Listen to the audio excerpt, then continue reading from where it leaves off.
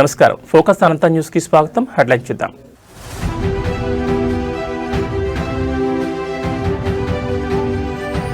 Group 1 ఉద్యోగాలకు ఎంపికైన అభ్యర్థులకు ఊరట. సింగిల్ బెంచ్ ఆదేశాలను కొట్టేసిన డివిజన్ బెంచ్.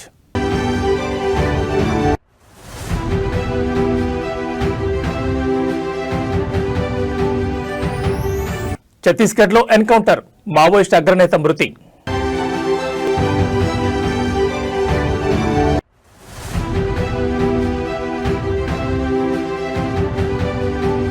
పంచాయతీరాజ్ ఉద్యోగి ఆస్తులపై ఏసీబీ రైడ్స్, ఇరు తెలుగు రాష్ట్రాల్లో సోదాలు.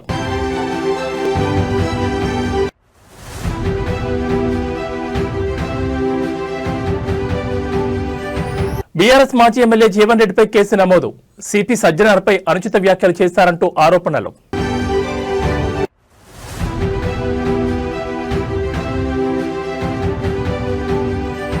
పసిడి ప్రియులకు గుడ్ న్యూస్, మళ్లీ బంగారం వెండి ధరలు ఢమాల్. ఇక డీటెయిల్స్ చూస్తే గ్రూప్ 1 ఉద్యోగాలకు ఎంపికైన అభ్యర్థులకు ఊరట లభించింది. గ్రూప్ 1 నియామకాలపై హైకోర్టు బెంచ్ కీలక తీర్పు వెల్లడించింది. సింగిల్ జడ్జి తీర్పును రద్దు చేసింది సీజే ధర్మాసనం. గ్రూప్ 1 జనరల్ ర్యాంకింగ్ లిస్టును రద్దు చేస్తూ గతంలో సింగిల్ జడ్జి తీర్పిచ్చిన విషయం తెలిసిందే. మెయిన్స్ జవాబు పత్రాలు మళ్లీ మూల్యాంకనం చేయాలని సింగిల్ జడ్జి ఆదేశాలు ఇచ్చారు. అయితే సింగిల్ జడ్జి ఆదేశాలపై టీజీపీఎస్సీ ఎంపికైన అభ్యర్థులు అప్పీల్ చేశారు. దీనిపై విచారణ చేపట్టిన ధర్మాసనం ఈ మేరకు తీర్పు వెలువరించింది. తుది తీర్పునకు లోబడి నియామకాలు చేపట్టవచ్చని గతంలో ఉత్తర్వులు ఇచ్చింది సీజే బెంచ్. ఇప్పటికే 562 మందికి తెలంగాణ ప్రభుత్వం నియామక పత్రాలు అందజేసింది. ప్రభుత్వం టీజీపీఎస్సీకి ఉద్యోగాలు పొందిన అభ్యర్థులకు తెలంగాణ హైకోర్టులో ఊరట లభించింది. అప్పీల్ పిటిషన్లను అనుమతించిన హైకోర్టు సింగిల్ బెంచ్ తీర్పును కొట్టివేసిన డివిజన్ బెంచ్ గ్రూప్ 1 నియామకాలు సక్రమమేనని హైకోర్టు డివిజన్ బెంచ్ తీర్పిచ్చింది. గ్రూప్ 1 పరీక్ష పారదర్శకంగానే జరిగింది. పరీక్షల్లో అవకతవకలు జరిగినట్లు ఆధారాలు లేవని హైకోర్టు డివిజన్ బెంచ్ స్పష్టం చేసింది. టీజీపీఎస్సీ 2024లో గ్రూప్ 1 పరీక్ష నిర్వహించిన విషయం తెలిసిందే. పరీక్షల్లో అవకతవకలు జరిగాయని హైకోర్టును ఆశ్రయించారు సెలెక్ట్ కాని అభ్యర్థులు. విచారణ అనంతరం సెలక్షన్ లిస్టును రద్దు చేసి మళ్లీ పరీక్ష నిర్వహించాలని హైకోర్టు సింగిల్ బెంచ్ తీర్పునిచ్చింది. సింగిల్ బెంచ్ తీర్పుపై స్టే విధించింది హైకోర్టు డివిజన్ బెంచ్. మూల్యాంకనంలో అక్రమాలు జరిగాయని, పరీక్షలు రద్దు చేయాలని కొందరు అభ్యర్థులు హైకోర్టులో పిటిషన్ దాఖలు చేశారు. 2023 అక్టోబర్ 21 నుంచి 27 వరకు జరిగిన గ్రూప్ 1 మెయిన్స్ పరీక్షలకు 21,000 మంది విద్యార్థులు హాజరయ్యారు. ఆ పరీక్షల ఫలితాలను టీజీపీఎస్సీ గత ఏడాది మార్చి 10న విడుదల చేసింది. ఈ ఫలితాల్లో అభ్యర్థులకు వచ్చిన మార్కులపై అనేక అనుమానాలు తలెత్తాయి.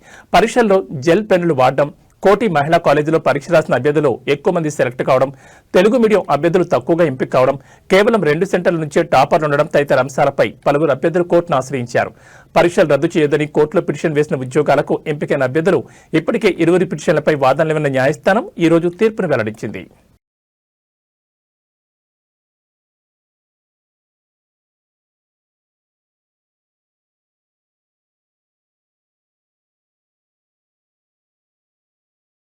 భారత రాష్ట్ర సమితి పార్టీ మాజీ ఎమ్మెల్యే ఆశనగారి జీవన్ రెడ్డిపై కేసు నమోదైంది. ఫోన్ ట్యాపింగ్ కేసు విచారిస్తున్న సిట్ చీఫ్ సిపి సజ్జనార్పై అనుచిత వ్యాఖ్యలు చేశారంటూ పోలీసు అధికారుల సంఘం ఆయనపై బంజారాహిల్స్ పిఎస్లో ఫిర్యాదు చేశారు. ఈ మేరకు బంజారాహిల్స్ పోలీసులు పలు సెక్షన్ల కింద జీవన్ రెడ్డిపై కేసు నమోదు చేశారు. గత ఆదివారం తెలంగాణ భవన్లో జీవన్ రెడ్డి మీడియాతో మాట్లాడుతూ సిపి సజ్జనార్ ఖబర్దార్, నన్నే ఏమీ చేయలేకపోయావు, ఇంకా కేసీఆర్ని ఏం చేస్తావు? తెలంగాణ జాతిపిత కేసీఆర్ను విచారణ పేరుతో అనుమానిస్తే చూస్తూ ఊరుకోం. డీజీపీ కావాలని సజ్జనార్ కలలుగంటున్నారు. కర్ణాటకలో కాంగ్రెస్ ఎంపీగా పోటీ చేయాలని సజ్జనార్ ప్రయత్నం చేయలేదా? పింక్ బుక్ లో సజ్జనార్ నంబర్ 1లో ఉంటారు. సజ్జనార్ కర్ణాటక పోయినా, పూణే పోయినా, ఎంపీ అయినా మేం వదిలిపెట్టమని అన్నారు.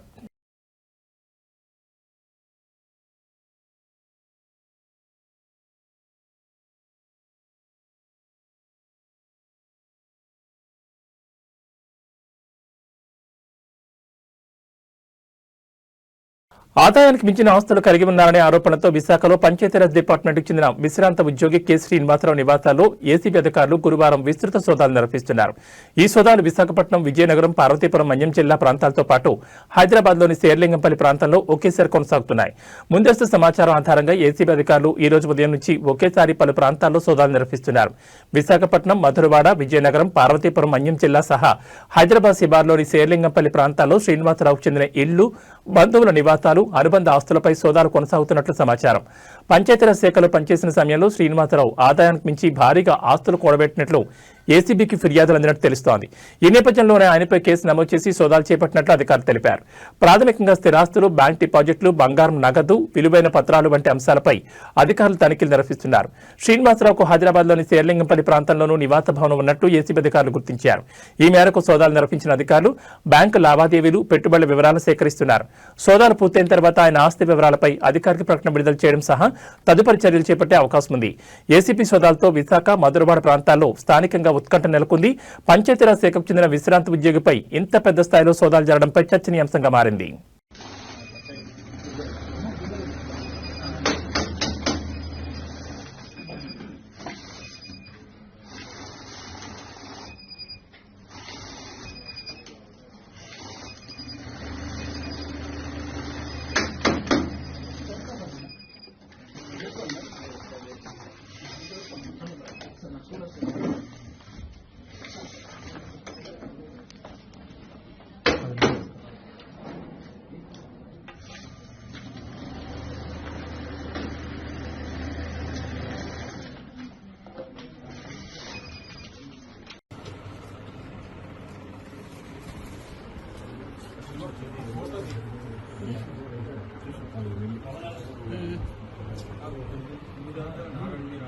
సరే.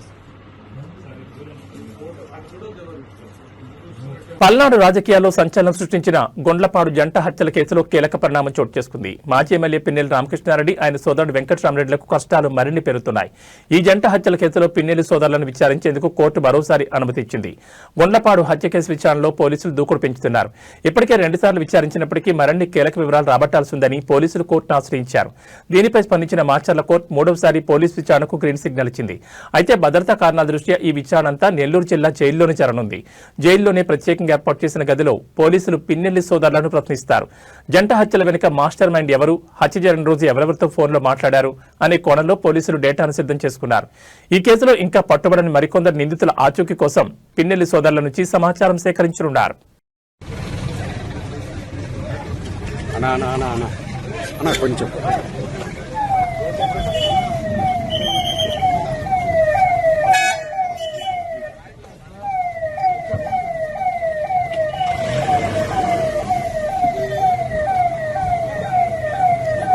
రామన్నపేట ప్రభుత్వ ఆసుపత్రిని రాష్ట్ర వైద్య ఆరోగ్య శాఖ కమిషనర్ అజయ్ కుమార్ గురువారం ఆకస్మికంగా తనిఖీ చేశారు.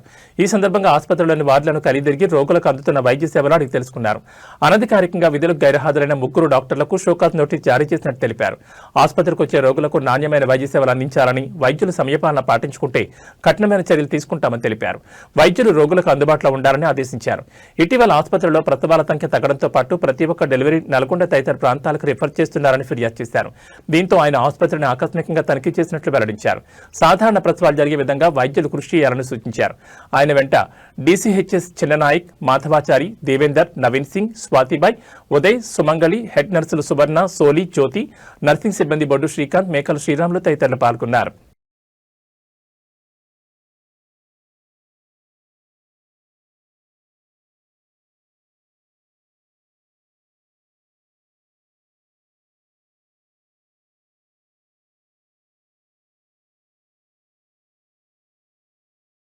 బీఆర్ఎస్ వర్కింగ్ ప్రెసిడెంట్ కేటీఆర్ పై భువనగిరి ఎంపీ చామల కిరణ్ కుమార్ రెడ్డి తీవ్రస్థాయిలో ధ్వజమెత్తారు.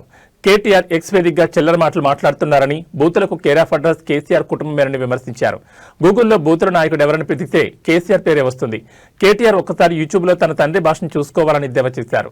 గత ఎన్నికల్లో ప్రజలు బుద్ధి చెప్పినా బీఆర్ఎస్ తీరు మారలేదని, మున్సిపల్ ఎన్నికల్లో కాంగ్రెస్ ను గెలిపించి దొంగల ముఠాకు చరమగీతం పాడాలని ఆయన పిలుపునిచ్చారు. కేటీఆర్ మళ్ళా నిన్న రాత్రి టిల్లు ఏదో చిల్లర మాటలు రాసుకుంటా రేవంత్ రెడ్డి గారు హార్వర్డ్ యూనివర్సిటీ పోయిండు, ఇంకా మారలేదు, ఇంకా అదే నైజాం, అదే భాష, చిల్లర భాష మాట్లాడుతుండ అంటుండు. నేను ఒక్కటే చెప్పాలనుకుంటున్నా కేటీఆర్ గారు, ఈ మీరే బూతు రాజులు. ఈ బూతులు, ఈ చిల్లర మాటలు ఈ భారతదేశంలో గూగుల్లో కొట్టిన ఎవరు నాయకుడు దీనికంటే మీ నాయన పేరే వస్తుంది. ఒక్కసారి నువ్వు యూట్యూబ్ని నువ్వు కొట్టి చూసుకో మీ నాయన మాట్లాడిన మాటలు గతంలో. రేవంత్ రెడ్డి గారు హార్వర్డ్కు పోయినా, హార్వర్డియన్ అయినా ఆయన మాట్లాడాల్సిన భాష మనుషులను బట్టి ఉంటుంది. మీ గురించి చర్చ వచ్చినప్పుడు ప్రజల ముందు మీ భాషలనే మీ గురించి చెప్తే ప్రజలకు అర్థమవుతుంది. ఎందుకంటే మీరు నేర్పిన భాషనే నాయన ఇది. ఇక నువ్వు చెప్తున్నావు మా నాయన ప్రాణాలకు తెగించి తెలంగాణ తెచ్చిండు, మా నాయన రాష్ట్రాన్ని గాడిలో పెట్టి పరిపాలన అందించిండని. ఏం గాడిలో పెట్టిండు నాయన? మీరు రాష్ట్రాన్ని ఏ విధంగా దోచుకుర్రో, మిగులు రాష్ట్రంగా ఉన్న రాష్ట్రాన్ని ఎలా అప్పుల రాష్ట్రం దిశగా తీసుకుపోయిర్రో ప్రజలందరూ చూసిరు. కాబట్టే మనని 23ల తర్వాత 24 లోక్సభల తర్వాత కంటోన్మెంట్ ఎన్నికలల్లా తర్వాత జూబ్లీహిల్స్ ఎన్నికలల్లా తర్వాత గ్రామ పంచాయతీ ఎన్నికల 5 సార్ల చెంప మీద లాగి 5 ఏళ్లతోటి కొడితే కూడా మళ్ళా ఇప్పుడు వచ్చి మున్సిపల్ ఎన్నికలు వచ్చినాయని చెప్పి చిల్లర వల్లర మాటలు మాట్లాడుతున్నాం. రేవంత్ రెడ్డి గారు 2 ఏళ్ళు ఇక్కడ సంపూర్ణంగా అధికారంలో ఉండి వీలైనంత మటుకు రాష్ట్రాన్ని గాడిలో పెట్టే ప్రయత్నం చేస్తున్నారు. మహాశివరాత్రి జాతర ఆధ్యాత్మిక శోభతో ఘనంగా నిర్వహించేందుకు కట్టుదిట్టంగా చర్యలు తీసుకోవాలని జిల్లా కలెక్టర్ రాహుల్ రాజ్ సంబంధిత అధికారులను ఆదేశించారు. మెదక్ జిల్లా పాపన్నపేట మండలం ఏడుపాయల వనదుర్గ అమ్మవారి జాతర పరిసర ప్రాంతాలను వనదుర్గ అమ్మవారి పరిసర ప్రాంతాలను పరిశీలించిన అనంతరం జిల్లా కలెక్టర్ సంబంధిత అధికారులతో జాతర ఏర్పాట్లపై సమీక్షించారు. ఫిబ్రవరి 15 నుంచి 17 వరకు 3 రోజుల పాటు ఏడుపాయల జాతర వేడుకలను అత్యంత వైభవపేతంగా నిర్వహిస్తున్నట్లు, భక్తులకు ఎటువంటి ఇబ్బందులు కలగకుండా జాతర నిర్వహించాల్సి ఉంటుందని, నిర్దేశించుకున్న పనులను జాతర సమయానికి సన్నద్దమయ్యే విధంగా వేగవంతంగా పూర్తి చేయాలని అధికారులకు ఆదేశించారు. ఈ సందర్భంగా జిల్లా కలెక్టర్ మాట్లాడుతూ ఏడుపాయల అమ్మవారి క్షేత్రంలో మహాశివరాత్రి పర్వదినాన్ని పురస్కరించుకుని నిర్వహించే జాతర ఆధ్యాత్మికంగా దైవికంగా నిబంధనలు పాటిస్తూ ఎక్కడా ఎలాంటి లోపాలు జరగకుండా నిర్వహించాలని అధికారులకు సూచించారు. ఏడుపాయల ఆలయంలో జరిగే పూజల్లో ఎలాంటి లోపాలు ఉండకుండా చూడాలని, శాస్త్రపరంగా అమ్మవారి పూజలు ఘనంగా జరగాలని, భక్తులకు త్వరగా దర్శనం లభించే విధంగా చర్యలు తీసుకోవాలని, జాతర నిర్వహణకు కట్టుదిట్టమైన భద్రతా ఏర్పాట్లు చేయాలని అధికారులకు సూచించారు. ఏడుపాయల మహాశివరాత్రి జాతర సందర్భంగా ఎక్కువ బస్ సర్వీసులు నడపాలని, జాతరకు ఎక్కువగా భక్తులు వచ్చే అవకాశం ఉందని, భక్తుల రద్దీ ఆధారంగా డిపో మేనేజర్లు ఎప్పటికప్పుడు సమన్వయం చేసుకుంటూ అవసరమైన రోడ్లలో అదనపు సర్వీసులు నడపాలని సూచించారు. జాతర సందర్భంగా వచ్చే భక్తులకు త్రాగునీటి ఇబ్బందులు కలగకుండా ఎక్కడికక్కడ త్రాగునీటి సదుపాయాలను ఏర్పాటు చేయాలని అన్నారు.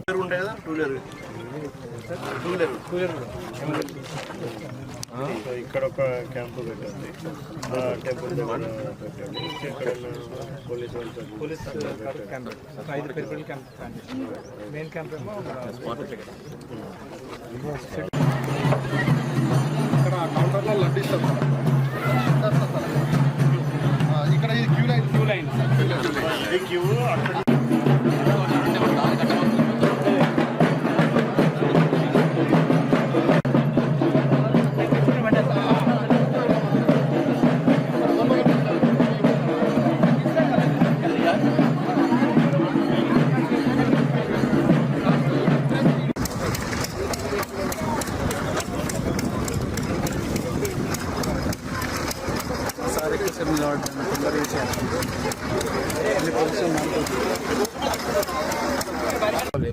ఫ్రేమ్స్ ఉంటాయి, frames ladies where, gents where ఉంటుంది. సో ఇక్కడ కొన్ని టాయిలెట్స్ అక్కడ ప్రతి దగ్గర ఉన్నాయి సార్. మన అన్ని వాటర్ దగ్గర సార్. మనకు ఈ రోడ్ పాయింట్ అన్ని మన నాలలో పెడుతుంది సార్. పర్మనెంట్ ట్యాప్స్ అయ్యి నీళ్ళు వస్తుంటాయి ఇప్పుడు రెగ్యులర్గా. పైప్ రన్నింగ్ వాటర్ వస్తుంది. అది మన వాటర్. మనకి ఇక్కడ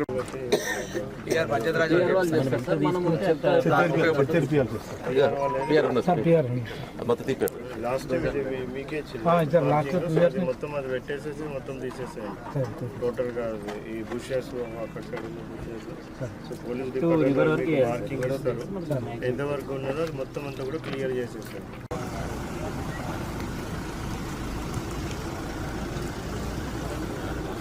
ఇక్కడ కూడా మీకు ఇవన్నీ అంటే ఇక్కడ ఏం చేస్తాం సార్, మనం మెయిన్ రోడ్ వచ్చాం కదా, అక్కడ బ్యారికేడింగ్ వేస్తాం సార్, లెఫ్ట్ రైట్ బ్యారికేడింగ్ వేస్తాం, ఇండియన్ అవుట్ పెడతాం స్ట్రైట్. అక్కడ పార్కింగ్ చేపిస్తాం, పార్కింగ్ అంతా లోపల. ఎందుకంటే మంది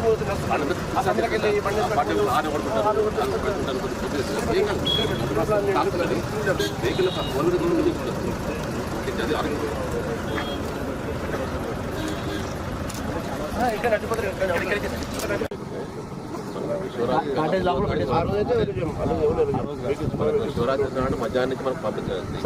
తర్వాత ముందు రోజు నైట్ వస్తుంది కొంతమంది, దాన్ని బట్టి కూడా కమెంట్ ఇస్తుంది. ఎందుకంటే నా దగ్గర ట్రాఫిక్ ఇబ్బంది ఉంటుంది. వాళ్ళు గతంలో నుంచి కూడా వాళ్ళు ఏంటంటే ముందే పని పెట్టుకుంటాం. ఫ్యామిలీతో పని 3 days ఉంటారు. వాళ్ళు ఏం చేస్తారు, 3 days వాళ్ళు వన్ డే ఉంచుకోలేదు, 3 days దాటి పెట్టుకుంటారు. ఈ రాళ్ళు వరకే సార్ ఈ చెట్టుకి దగ్గరకు రావు సార్, రాళ్ళు దాకా వస్తారు అంటే గుళ్ళకాడికి వస్తుంది. దాని బట్టి హోల్స్ ఉంటాయి సార్, ఇంతకుముందు ఏదైతే హోల్స్ ఉంటాయి అదే లేదు వాటర్ లోపల ఇక్కడ జాతర ముందు రోజు మనకు సప్లై చేస్తాం సార్. మనకు వాటర్ రైస్ అంతా క్లియర్గా ఉన్నది సార్. ఇంకా వరకు వస్తుంది 20 రోజులు 3 డేస్లో రీచ్ అవుతుంది సార్. 12 నైట్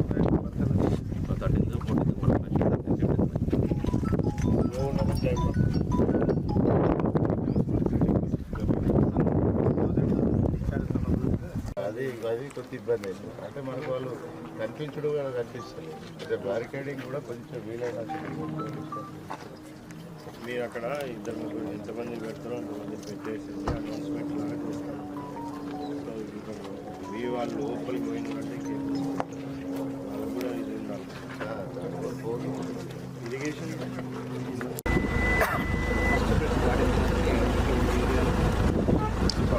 మహాశివరాత్రి జాతర ఆధ్యాత్మిక శోభతో ఘనంగా నిర్వహించేందుకు కట్టుదిట్టంగా చర్యలు తీసుకోవాలని జిల్లా కలెక్టర్ రాహుల్ రాజ్ సంబంధిత అధికారులను ఆదేశించారు.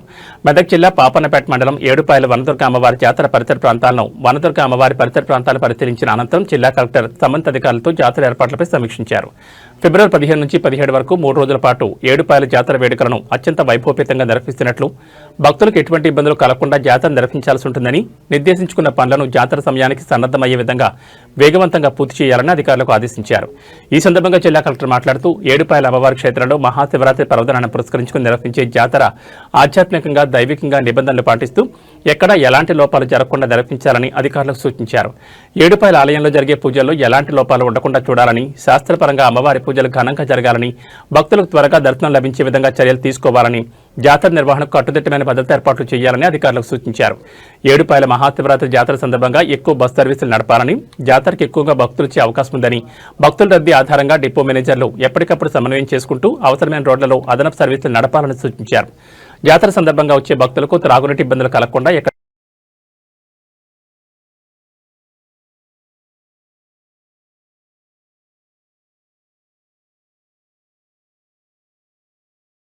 సాఫ్ట్వేర్లో లక్షల జీతాలు ఉంటాయనేది ఎంత కామన్ గా వినిపిస్తుందో, పని ఒత్తిడి ఎక్కువగా ఉంటుంది అనేది కూడా అంతే కామన్ గా వినిపిస్తుంది. అందుకే చాలా మంది సాఫ్ట్వేర్ ఉద్యోగం వదిలేసి వ్యాపారాలు, వ్యవసాయం అంటూ ఇతర ఆదాయ మార్గాలను ఎంచుకుంటున్నారు. కొత్తగా ఉద్యోగంలో చేరిన వాళ్ళకి ఫ్రెషర్స్ గా అయితే చుక్కలు చూపిస్తారని చెప్తుంటారు. ఇక వేరే ఆదాయ మార్గాలు ఉన్న వాళ్ళైతే ఆ వైపు వెళతారు. కానీ ఏ ఆదాయం లేని వాళ్ళు, వ్యాపారం చేయడానికి పెట్టుబడి లేని వాళ్ళు ఉద్యోగం చేయక తప్పదు. ఈ క్రమంలో కొందరు ఒత్తిడి తట్టుకోలేక ఆత్మహత్యలు చేసుకోవడం ఆందోళనకరం. తాజాగా హైదరాబాద్ లోను ఓ యువటికి ఆత్మహత్య చేసుకున్నారు. హైదరాబాద్లోని మియాపూర్ పోలీస్ స్టేషన్ పరిధిలో ఈ ఘటన చోటు చేసుకుంది. ఏపీలోని అమలాపురానికి చెందిన సతీష్ గచ్చిబౌలిలోని ఓ ఐటీ సంస్థలో ఉద్యోగం చేస్తున్నాడు. ఏడాది క్రితమే అతనికి వివాహం కాగా ప్రస్తుతం సోదరుడితో కలిసి మియాపూర్లోని బీకే ఎన్క్లేవ్లో నివాసముంటున్నారు. ఇక సతీష్ భార్య ఇటీవల సంక్రాంతికి సొంతూరు వెళ్లగా ఇంకా తిరిగి రాలేదు. ఈ క్రమంలో సతీష్ తన గదిలో ఉరివేసుకుని ఆత్మహత్య చేసుకున్నాడు. ఘటనపై కేసు నమోదు చేసిన పోలీసులు పని ఒత్తిడి భరించలేకని ఆత్మహత్య చేసుకున్నట్లు నిర్ధారించారు.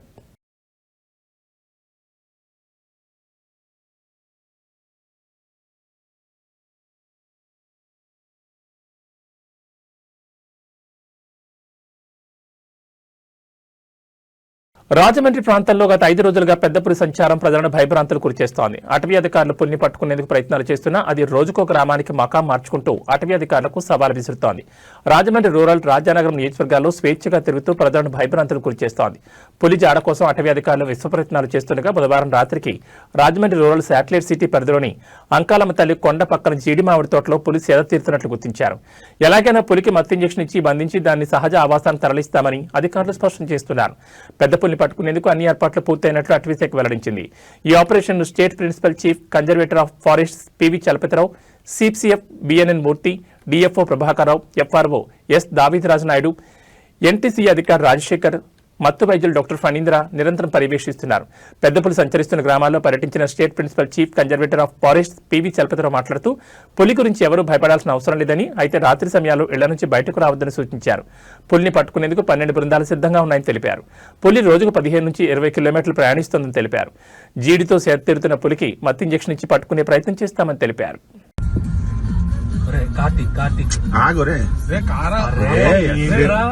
భయపెట్టేసి లోపల పంపించేస్తావు. ఆపోజిట్ లో వస్తున్నా రాగు. అరే దానికి ఏం చేయాలి తెలియట్లేదు రా. లాస్ట్ ఆ సైజ్ ఏంటి రా. లోపల దూకింది రైట్ సైడ్ కి. ఒరే ఇందాక నెంబర్ ఆన్లైన్ గేమింగ్ వ్యసనం వల్ల ఘజియాబాద్ లో ముగ్గురు మైనర్ సోదరిమణులు 9వ అంతస్తు నుంచి దూకి ఆత్మహత్య చేసుకోవడం దేశవ్యాప్తంగా కలకలం రేపింది. ఈ విషాదంపై స్పందించిన నటుడు సోను సూద్ బాల్యానికి మార్గదర్శకత్వం అవసరం, అల్గారిథమ్స్ కాదు అంటూ ఉద్వేగభరిత వ్యాఖ్యలు చేశారు. చదువు కోసం తప్ప 16 ఏళ్ల లోపు పిల్లలకు సోషల్ మీడియా, ఆన్లైన్ గేమింగ్ పై కఠినమైన ఆంక్షలు విధించాలని ఆయన డిమాండ్ చేశారు. आज गाजियाबाद में 3 बच्चियों ने अपनी जान दे दी. ये बच्चियां हारी नहीं थी, अकेली पड़ गई थी. ऑनलाइन और सोशल मीडिया की दुनिया में हम अपने बच्चों को इतना आगे छोड़ आए हैं कि हमें उनकी चुप्पी सुनाई नहीं देती. कुछ समय पहले ही मैंने गुहार लगाई थी कि 16 साल से कम उम्र के जो बच्चे हैं उन्हें हमें ऑनलाइन और सोशल मीडिया की जो गेमिंग है और वो दुनिया है उससे बहुत दूर रखना है. लेकिन हम अपनी ज़िंदगी में इतने व्यस्त हो जाते हैं कि हम ये भूल जाते हैं कि हमारे परिवार के अंदर एक और ऐसा सदस्य है जो हमारा मोबाइल फ़ोन, जो हमारी सोशल मीडिया है, जिनके साथ बच्चे हमसे ज़्यादा समय बिताना चाहते हैं. अगर हम चाहते हैं कि उनकी ज़िंदगी, हमारी ज़िंदगी, उनका भविष्य, हमारे देश का भविष्य बेहतर हो, तो सबसे पहले ये बैन लगाना ज़रूरी है. आप सोचिए कि उन्हें स्क्रीन नहीं, हमारा साथ चाहिए. बच्चों को मोबाइल नहीं, हमारी मौजूदगी चाहिए. डांट नहीं, हमारी बातचीत चाहिए. लेकिन हमारे पास भी कहाँ समय है उनके लिए, क्योंकि हमने उनके हाथ में एक सोशल मीडिया से लैस मोबाइल फ़ोन थमा दिया है ताकि वो पढ़ते रहें, देखते रहें. पढ़ाई के लिए टेक्नोलॉजी ज़रूरी है, लेकिन इसका मतलब ये नहीं कि हम उस टेक्नोलॉजी के लिए अपने बच्चों की जो जान है वो ख़तरे में डाल दें. पढ़ाई के लिए मोबाइल फ़ोन होने चाहिए, लेकिन सोशल मीडिया के लिए नहीं, ख़ासकर कम उम्र के बच्चों के लिए. चलिए आज मिलकर ये कोशिश करें कि हम उस सदस्य को जो हमारे परिवार को बांट रहा है उसे थोड़ा सा दूर करें. इससे पहले देर हो जाए. मिलकर वो कानून बनाएं ताकि हमारे बच्चे हमारे साथ रह सकें, सोशल मीडिया के साथ नहीं, ऑनलाइन गेमिंग के साथ नहीं. धन्यवाद. ఛత్తీస్గఢ్ రాష్ట్రంలోని పెద్దగెల్లూరు అటవీ ప్రాంతంలో భద్రతా బలగాలు మావోయిస్టుల మధ్య ఎదురుకాల్పులు చోటు చేసుకున్నాయి. ఈ ఎన్కౌంటర్లో మావోయిస్టు కీలక నేత ధరమ్ సింగ్ మృతి చెందినట్లు సమాచారం. ఘటనా స్థలంలో భారీగా ఆయుధాలు స్వాధీనం చేసుకున్నారు భద్రతా బలగాలు. నిఘా సమాచారం ఆధారంగా పెద్దగెల్లూరు అడవుల్లో మావోయిస్టులు సమావేశమయ్యారని తెలియడంతో భద్రతా బలగాలు సెర్చ్ ఆపరేషన్ నిర్వహించాయి. ఈ క్రమంలో భద్రతా బలగాలను గమనించిన మావోయిస్టులు కాల్పులు ప్రారంభించారు. ఈ నేపథ్యంలో ఇరువురి మధ్య ఎదురుకాల్పులు జరిగాయి. భద్రతా బలగాలు చేపట్టిన ఈ ఆపరేషన్లో ధరమ్ సింగ్ అక్కడికక్కడే ప్రాణాలు కోల్పోయినట్టు తెలుస్తోంది. హైదరాబాద్ లోని మీర్పేట్ లెనిన్ నగర్ లో అగ్ని ప్రమాదం సంభవించింది. స్థానికంగా ఉన్న ఒక ఫుడ్ కోర్ట్ లో ఒక్కసారిగా మంటలు చెలరేగడంతో పరిసర ప్రాంతాల ప్రజలు భయాందోళనకు గురయ్యారు. సమాచారం అందుకున్న అగ్నిమాపక సిబ్బంది తక్షణమే ఘటనా స్థలానికి చేరుకుని మంటలను అదుపులోకి తెచ్చారు. ఈ ఘటనకు సంబంధించిన పూర్తి వివరాలు ఇంకా తెలియాల్సి ఉంది.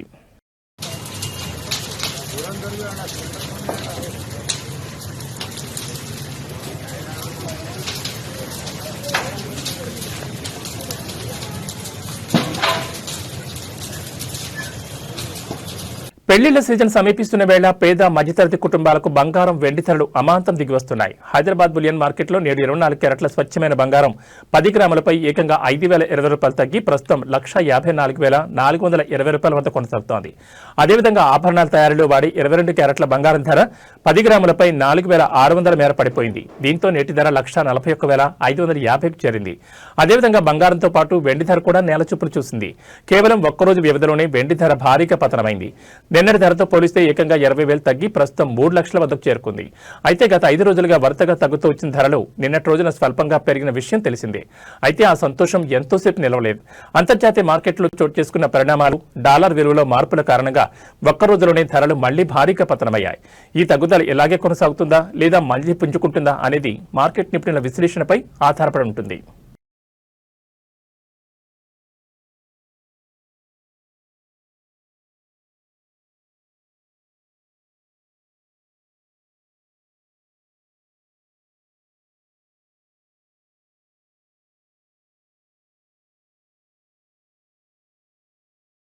T20 వరల్డ్ కప్ 2026లో భారత్ పాక్ సమరానికి బ్రేక్ పడేలా కనిపిస్తోంది. ఫిబ్రవరి 15న కొలంబో వేదికగా జరగాల్సిన ఈ హై వోల్టేజ్ మ్యాచ్ను తాము బహిష్కరిస్తున్నట్లు పాక్ ప్రధాని షహబాజ్ షరీఫ్ మరోసారి స్పష్టం చేశారు.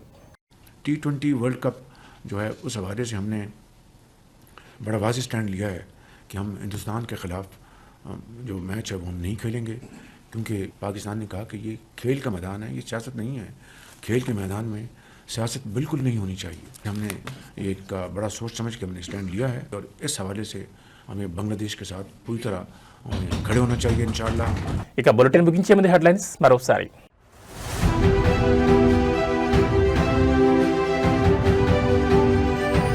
గ్రూప్ 1 ఉద్యోగాలకు ఎంపికైన అభ్యర్థులకు ఊరట.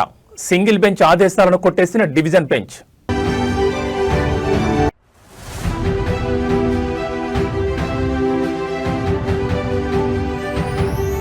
ఛత్తీస్గఢ్లో ఎన్కౌంటర్, మావోయిస్ట్ అగ్రనేత మృతి.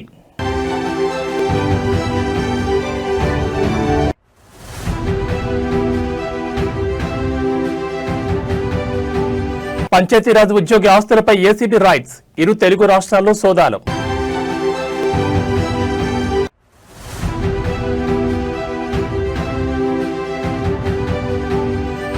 బీఆర్ఎస్ మాజీ ఎమ్మెల్యే జీవన్ రెడ్డిపై కేసు నమోదు. సిపి సజ్జనార్పై అనుచిత వ్యాఖ్యలు చేశారంటూ ఆరోపణలు.